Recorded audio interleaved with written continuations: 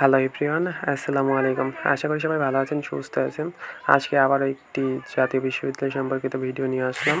So এই ভিডিওতে বলা হয়েছে যে জাতীয় বিশ্ববিদ্যালয়ের রেজাল্ট কিভাবে দেখব।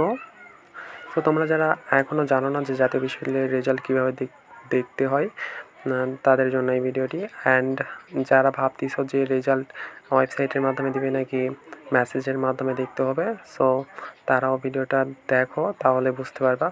জাতীয় বিশ্ববিদ্যালয়ের রেজাল্ট দুইভাবেই দিবে, SMS-এর মাধ্যমে এবং ওয়েবসাইটের মাধ্যমে। তো ফার্স্ট অফ অল আমি এখানে ওয়েবসাইটের মাধ্যমে ভিডিওটা দেখাচ্ছি। তার জন্য তোমাদেরকে নিউ অ্যাডমিশন ওয়েবসাইটটাতে প্রবেশ করতে হবে। এরপর অ্যাপ্লিকেন্টস লগ ইন বলে যে অপশানটা থাকবে, সেখানে সিম্পলি ক্লিক করে তোমাদেরকে অ্যাপ্লিকেন্টস লগ ইন করতে হবে। তোমার দুইটা ইনফরমেশন দিতে হবে, একটা হচ্ছে অ্যাপ্লিকেশন আইডি এবং পিন নাম্বার। এখানে তোমরা অ্যাপ্লিকেশন আইডি উপরেরটা এবং নিচেরটা পিন নাম্বার দিয়ে লগ ইন অপশানে ক্লিক করবা।